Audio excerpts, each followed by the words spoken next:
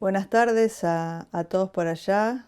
Un saludo grande, Marta, y agradecida y honrada nuevamente por la invitación de participar en estas jornadas de tango en Salamanca.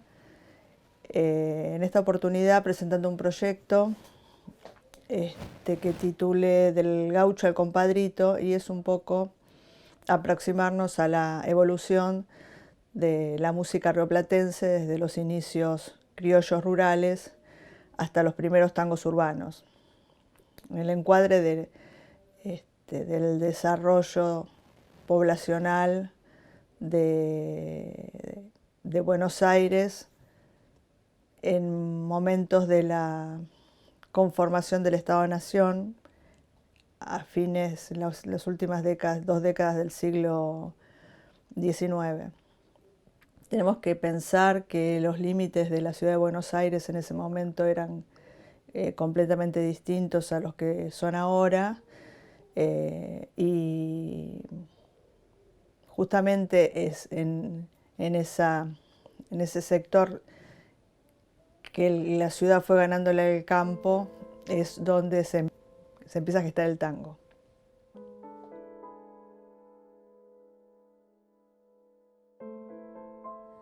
Un acontecimiento ayudó a que la ciudad se expandiera. En 1871 hubo una epidemia de fiebre amarilla en la ciudad de Buenos Aires que diezmó su población.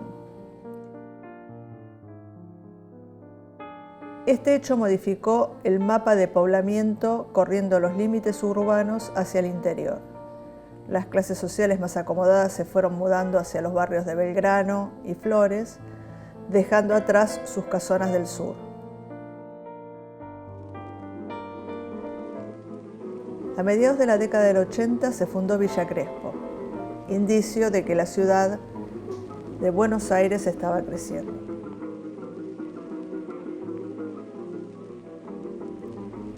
También era el momento de la dicotomía campo-ciudad. Se subestimaba la figura del gaucho asociado a la barbarie y se valorizaba la cultura europea asimilada a la civilización.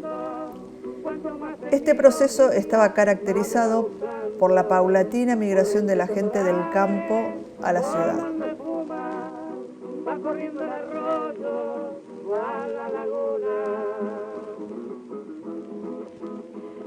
En La Pampa estaba el criollo. El criollo se lo entiende como el autóctono, el nacido acá en territorios españoles de América, aunque tuviera padres europeos. Estaba caracterizado como el gaucho habitante de La Pampa, que realizaba actividades rurales. Su canto era el canto criollo del campesino del interior, con su cultura rural, y era la antítesis del gringo. El criollo llega a los límites de la ciudad que se estaba formando y comienza a trabajar, deja su trabajo rural y comienza a trabajar como obrero en las fábricas, sobre todo manufactureras, que se empezaban a instalar acá en Buenos Aires. Buenos Aires se empieza a convertir en una ciudad industrial. Las fábricas y comercios que se instalaron también incorporaron mano de obra de los inmigrantes que llegaban en masa producto de las políticas de inmigración propiciadas por el gobierno. El contrapunto estaba dado por el habitante indómito de La Pampa, que incomodaba a los que querían modernizar a la Argentina, y los inmigrantes, que en teoría eran el sinónimo de progreso. Fue cuando la voz del gaucho se utilizó para plantear la mirada crítica contra el gobierno. El gaucho era el rebelde y perseguido en consecuencia.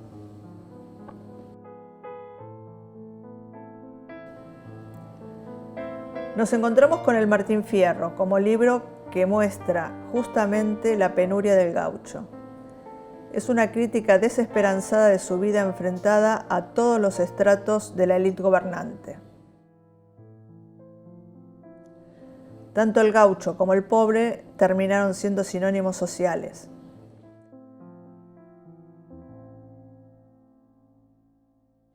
El otro ejemplo de literatura basada en una historia real y llevada al cine por Leonardo Fabio es Juan Moreira.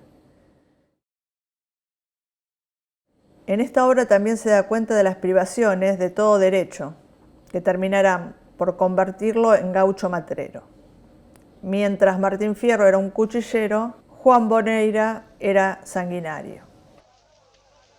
Ambos comportamientos tendrían justificación social ante la persecución sistemática de la que fueron objeto por el plan civilizador. A mediados de la década del 80, el gauchaje había perdido la partida. Si bien todos los gauchos tocan la guitarra y cantan coplas, hay una figura que se caracteriza por su canto ingenioso e inspirado, que va de pago en pago improvisando coplas al son del bordoneo, el payador. En ocasiones se disputan batallas entre ellos. En el Martín Fierro, José Hernández incluye un duelo de payadas entre el protagonista y el negro. Mientras encuentre el compás, yo no he de quedarme atrás sin defender la parada. Y he jurado que jamás me la han de llevar robada.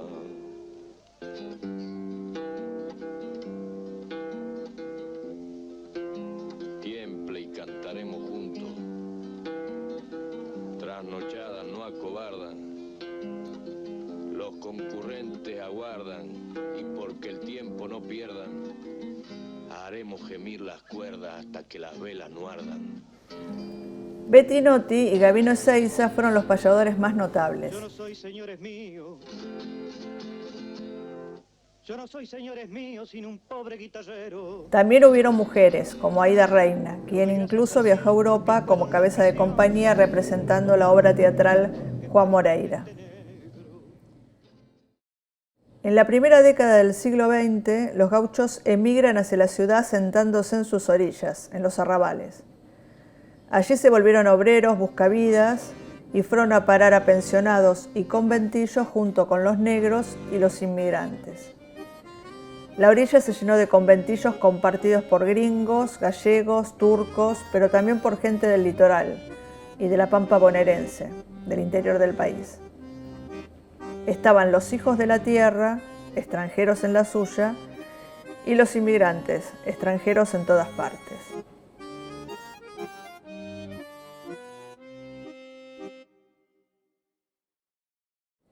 Los inmigrantes llegaron en oleadas de distintas partes del mundo, producto de las políticas de los gobiernos que se sucedieron. Llegaron corridos por el hambre, las guerras y las persecuciones políticas.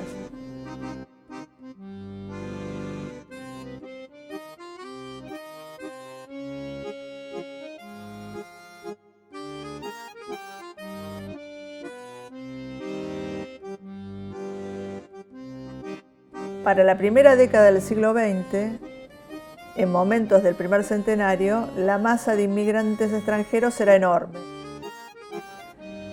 Y fue cuando el Estado vio la necesidad de crear un ser nacional. El gaucho fue la figura elegida como el arquetipo de ese ser. Fue entonces cuando pasó de ser perseguido a ser valorado positivamente.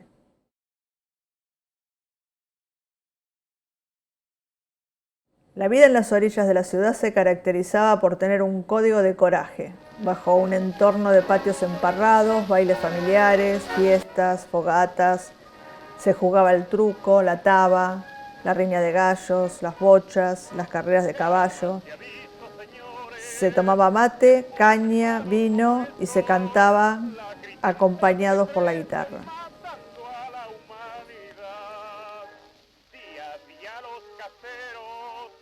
El porteño no tenía una tradición propia, no tenía pasado identificable, era un híbrido.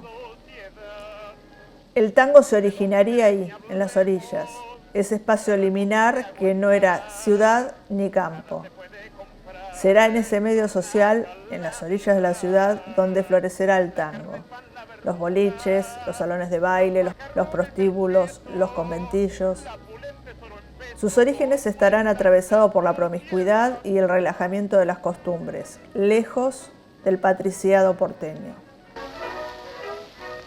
El personaje que se crió en las orillas se irá convirtiendo en porteño y ciudadano, pero no dejará de lado los lindes de la capital con sus tradiciones y sensibilidades originarias. Así, los mejores cantantes de tango de los primeros tiempos provenían del canto criollo. Y recién a partir de la década del 40, el tango se separa del folclore.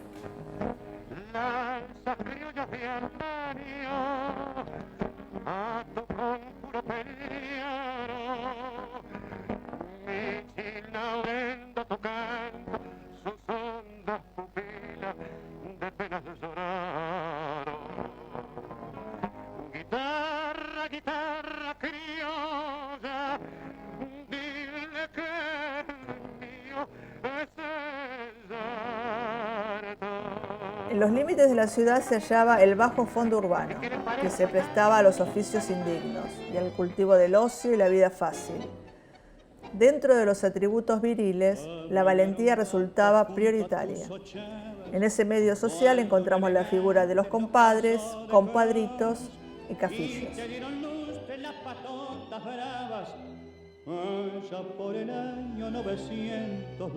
Ese gaucho convertido en compadrito había cambiado su vestimenta. Ahora vestía traje negro, de saco corto, con sombrero requintado, lengue blanco, pantalón bombilla, bota militar de taco alto. El tango y la música criolla se tocaban de forma indistinta porque se consideraban naturalmente la misma música, ya que tenían un tronco común. Los que comenzaban a crear, tocar y cantar tangos también contaban con un repertorio integrado en casi su totalidad por música criolla. Eran habaneras, milongas, estilos, vidalitas, cifras, cielitos, huellas, tonadas, gatos, chacareras.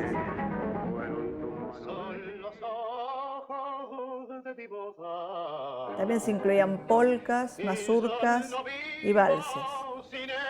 Eran todas de origen europeo, en especial el español.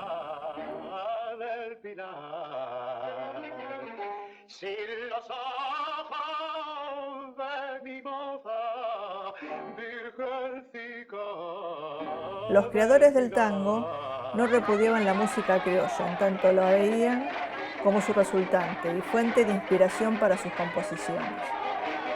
Muchos dirán que no es la prolongación de la lírica payadoresca. No obstante, si bien se tomaron muchos elementos de ella, el tango será una expresión exclusiva de la ciudad, con características propias y adaptadas como canción a la vida urbana.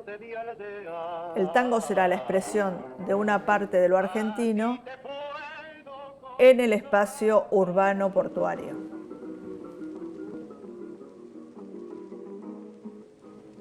Podemos observar cómo los payadores y los pioneros del tango canción, como Villoldo, Silverio Manco, Moroni, Pascual Contursi, iban fundiendo las tradiciones narrativas y dramáticas del género gauchesco con los ingredientes que le brindaban el suburbio, en el que iban apareciendo nuevos tipos sociales como los malevos, taitas, compadres, compadritos. Y también nuevas ocupaciones, mayorales, mercachifles, zapateros, artesanos, guardaespaldas de caudillos parroquiales, entre los más conocidos. Sus letras hallan familiaridades de la canción criolla del payador que improvisaba cantando con su guitarra hasta aquellas performances del cantor con prosa fija.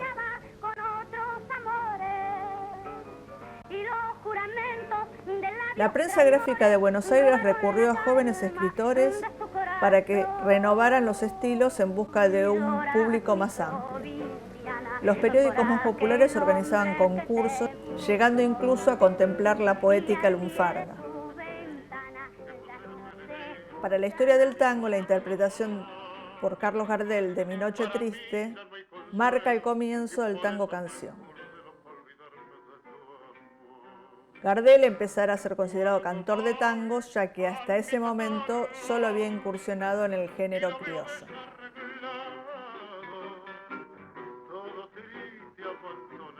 Las letras se convertirían a partir de allí en el reflejo de la problemática del hombre de Buenos Aires. Anteriormente sus versos habían sido alegres, burlones y jactanciosos. A partir de ese momento serán sentimentales y se transformarán en el reflejo de las preocupaciones, desventuras, expectativas, nostalgias y temores propios de la clase media, hija de la inmigración.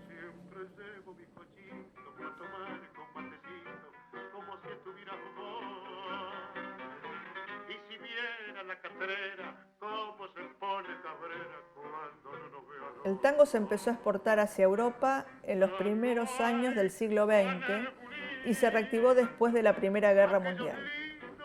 En España, la ley establecía que las orquestas extranjeras solo podrían actuar como orquesta de atracción y sus integrantes debían estar vestidos como gauchos. En razón de ello, algunos dicen que Gardel y Canaro en 1925 se presentaron ataviados con esa vestimenta. También existen fotografías anteriores de cantantes y bailarines que utilizaban indumentaria gauchesca.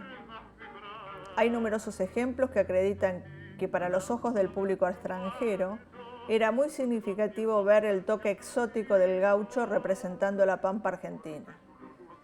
Inclusive lo podemos notar en el film Los Cuatro Jinetes del Apocalipsis, donde el personaje de Rodolfo Valentino baila tango vestido de gaucho.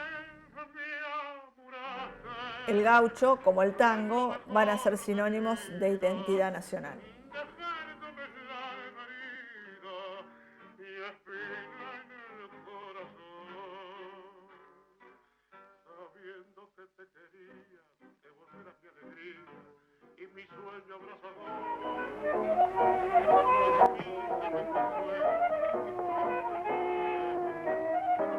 ¿Conoce esa música? ¿Conoce las palabras de esa canción? Tomo y obligo, mándese un trago, que hoy necesito... Dentro de las cancionistas podemos destacar a Susana Baizani, quien se presenta con vestimenta criolla y se la apodaba la ñata gaucha. Ella fue la elegida para protagonizar Tango, el primer film sonoro. Con el transcurso de las décadas, se deja de usar el traje de gaucho y se comienza a utilizar el del compadrito. Si los pastos conversaran, esa pampa le diría de qué modo la quería.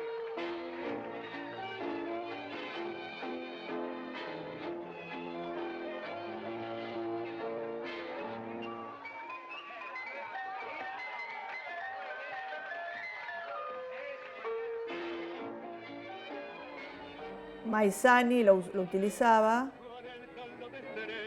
y también otros cantantes y bailarines. Todo se ilumina cuando ella vuelve a verte y mi vieja madre selva están en flores para quererte.